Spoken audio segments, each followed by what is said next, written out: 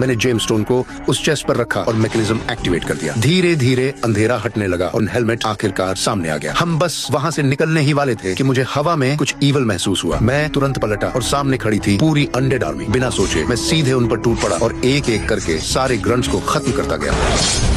तभी उनका assassin leader आगे आया। उसने अपनी फ्लेम ब्लेड एक्टिवेट की। अब वो खुद लड़ना चाहता था। मैंने भी अपनी प्यूरिफिकेशन सोर्ड जला दी और पत्थर की मूर्तियों के बीच हमारी ब्रूटल फाइट शुरू हो गई। काफी देर तक लड़ाई चली, लेकिन ये अनडेड सोल्जर्स पूरी तरह मर ही नहीं सकते थे। इसलिए मैंने सबको चिल्लाकर कहा, भागो। अभी हम भागने लगे, लेकिन तभी एक भयानक शॉक वेव आई और सब जमीन पर गिर पड़े। अचानक गुफा के अंदर से एक जायंट स्कल बाहर निकला। वो एक रेड ड्रैगन था जो सदियों की नींद से अभी अभी जागा था। वो इतनी तेजी से हमारी तरफ आया कि रास्ते में खड़े अनडेड सोल्जर्स को सीधा निकल गया। हम ड्रॉब्रिज की तरफ भागे, लेकिन ड्रैगन का जायंट बॉडी बिल्कुल भी स्लो नहीं हुआ। फिर उसने एक किलर मूव किया। वो जमीन पर गिरा और एक रुनवे बॉलर की तरह हमारी तरफ लुढ़कने लगा। भागते वक्त शियाओया एक टूटी हुई ब्रिज पर फंस गई और ड्रैगन के जबड़े बस कुछ सेकंड दूर थे, लेकिन शियाओ हुई ने अपनी जान रिस्क में डालकर उसे खींच लिया। हम किसी तरह टेलीपोर्ट होकर ऊपर ड्रॉब्रिज तक पहुंचे। ड्रैगन ने अपने क्लॉज से ब्रिज पकड़ लिया और रास्ता पूरी तरह ब्लॉक हो गया। वो अपना मुंह खोलकर क्रिस का इंतजार कर रहा था। तभी मैं हवा में कूदा और प्यूरिफिकेशन सोर्ड सीधा उसकी आंखों के बीच घुसा दी। ड्रैगन दर्द से तड़प उठा और क्रिस किसी तरह बचकर निकल गया। ड्रैगन नीचे गिर गया, लेकिन नाइटमेयर अभी खत्म नहीं हुआ था। वो फिर से हमारे पीछे दौड़ा। अच्छी बात ये थी कि टनल